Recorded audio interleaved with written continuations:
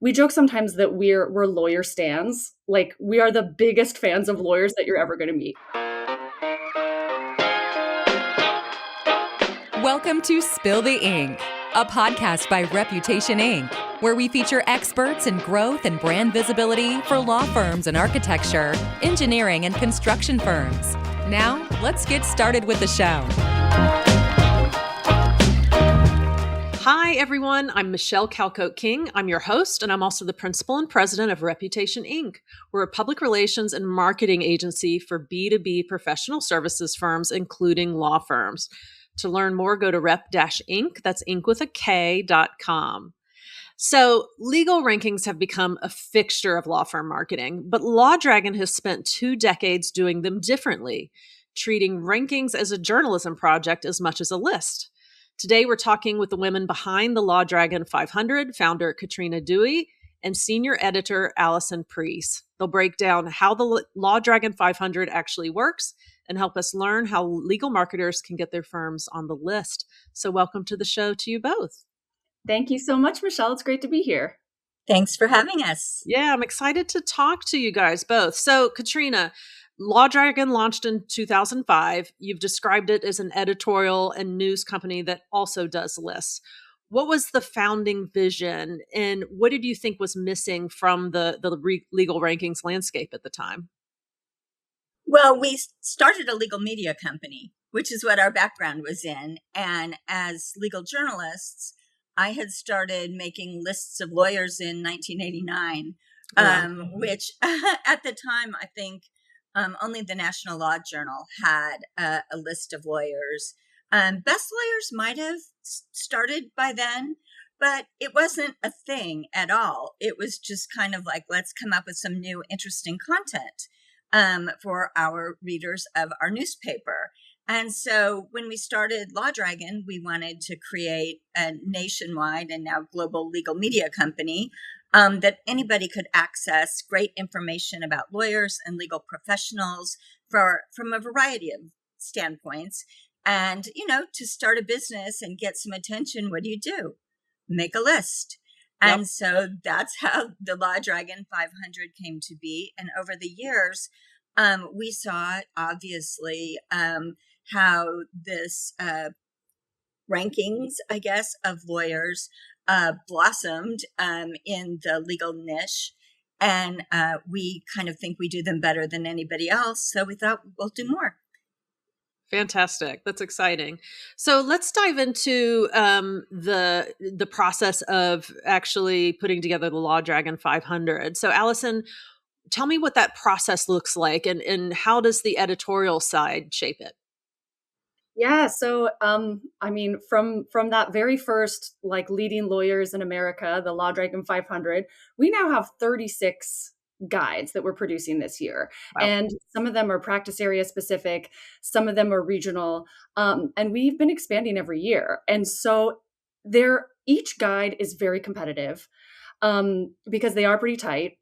And the lawyers and legal professionals are selected from 3 different areas: nominations, peer review, and editorial research.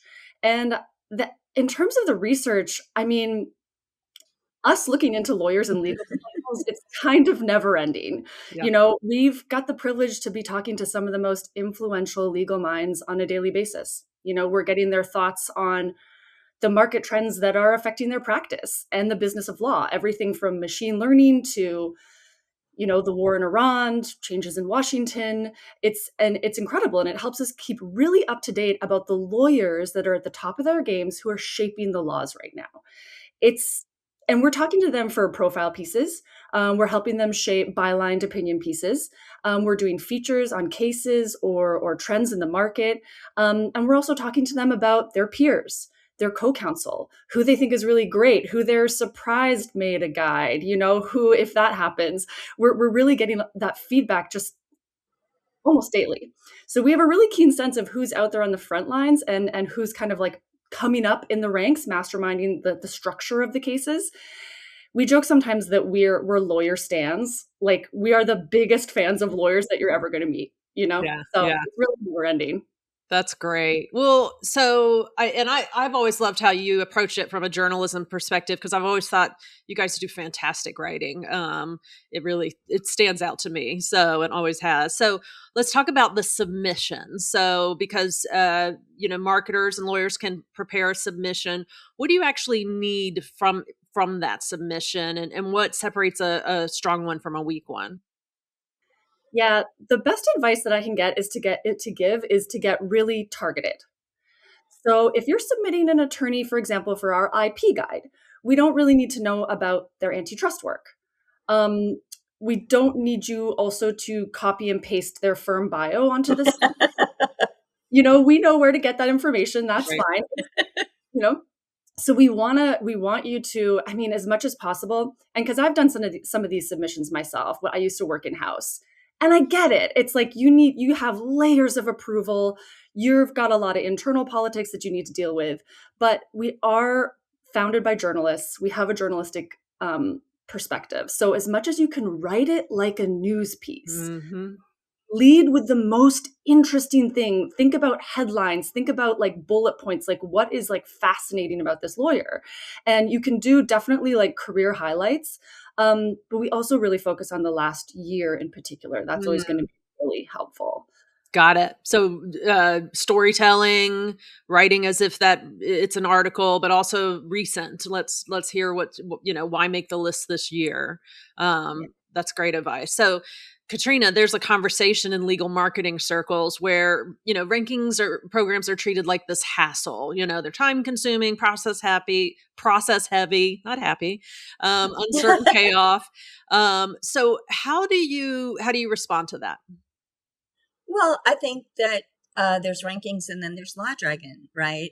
And I'm not dismissing the others. I think they're great and valid in many ways. But I think with the traditional ranking and recognition programs, that's kind of the end of the conversation. And that's how they're seen by legal marketers, right?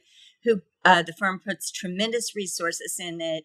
They spend hours and hours and, up late at night trying to get this deadline to submit these nominations, and then they get the tier or the whatever that they wanted, and then it's over, right? Like that's the end of the conversation for most ranking companies.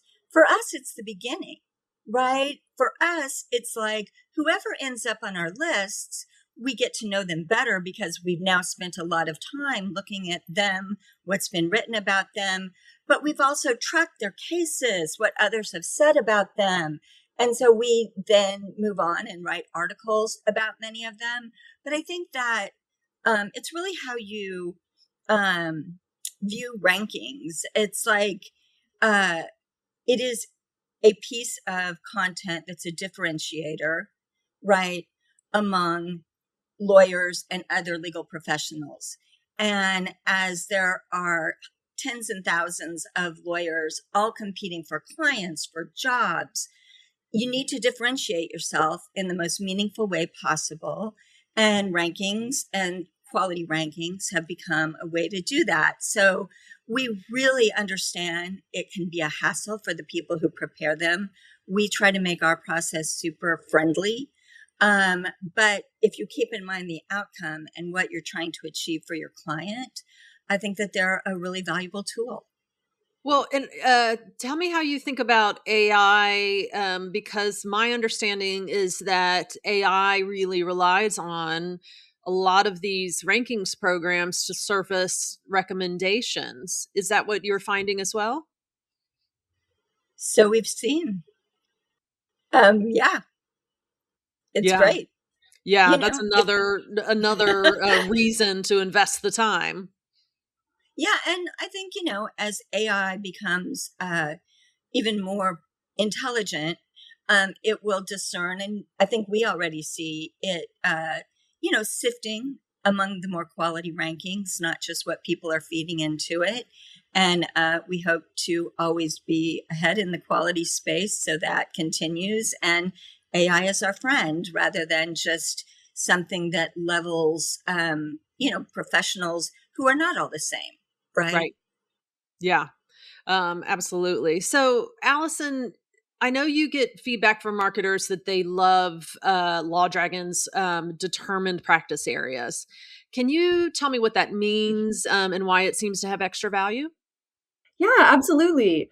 Yeah, so in addition to the practice specific guides, we draft, our editorial team drafts a tight description of their practice in relation to that guide. So for example, in our immigration guide, immigration law, obviously that's a big umbrella. One person's practice in that guide might say something like business immigration, especially EB-5 visas.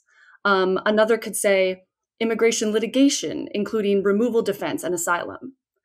So it gives lawyers that extra data point for their bios. It's a third party quote that they can use to showcase exactly what they do under that larger umbrella. It's been really popular. And of course, it adds to the utility for potential clients who are looking for an immigration lawyer that can meet their specific needs. And on the AI piece, it's like absolutely the AI. What are they called? Data scrubbers. I'm forgetting the name, but the crawlers. Right. they really like Lawdragon Yeah. because we're laying it out neatly for them. And then, like Katrina said, we got to know you through our immigration guide, and then maybe we think it would make a really good profile piece. And so now there's all these other data points, including that targeted practice area. So then AI takes all that, and they have this little thing that says, Alison Preece is a business immigration lawyer that focuses on, visas for professionals coming over. It's like, so it just gives you this perfect paragraph. Yeah, it really is the perfect match. What I've found is AI is increasing demand for PR because of the third party validation factor, which it's sort of nice after the journalism and PR industries suffering for so long. It's nice to have AI come along and really value that third party endorsement factor. So tell me, Katrina, where you've been doing this for so long. You're a veteran of this industry. Where do you see all of this heading? Do you have any sort of crystal ball in terms of rankings? When you started out, no one was doing it, and now it is such an important part of how to differentiate, how attorneys can differentiate themselves. Well, I think the next few years are going to be very interesting in part because of AI. And as you see the ranking companies diverge in how they use AI and how much they continue to plow into the humanity of the people that they're researching and ranking as opposed to just the data of them. And so I can't, obviously speak to any of the others, but I know we're firmly on the side of humanity. And for us, we're going to double down on our interaction with lawyers, our research about lawyers. You may have seen we've hired David Burgess, formerly of Legal 500, to lead our big firm effort. He's fantastic at working with people and shares our team's philosophy. So, I hope everybody else goes all in on data, and we'll just be out there talking to lawyers and legal professionals. Yeah, just having those conversations. Well, I hate to bring it back to AI again, but I think I know that you guys do an AI list. Can you tell me a little bit about that? That's been fascinating. I think I think this is our third year doing it, because that's one really fun thing about Lawdragon too. As someone who's in-house with it, we'll add new guides based on emerging practice areas. So that was a really cool one 3 years ago, saying like, okay, so who are the lawyers that are really shaping the laws that are trying to catch up with the technology? And I will say it's been fascinating to see, like this past year. So we had it as a 100 list, really tight. Because 3 years ago, there weren't that many lawyers that were out there working on this. Holy cow, the amount of nominations we got this year. And then, oh yeah, and like through independent research and all this, and again, I get it, I was in-house, but the number of calls and emails I got saying, why wasn't my lawyer on this list? It was like, and we're definitely going to make it a 500 next year because the practice area has just ballooned. And it's fascinating, I mean, we're talking to, the lawyers who are suing OpenAI because the teenager was encouraged to hang himself over a chat. We're also talking to the people that are defending those companies and helping them, figure out which laws are relevant Yeah. That's been probably the most fascinating part for me.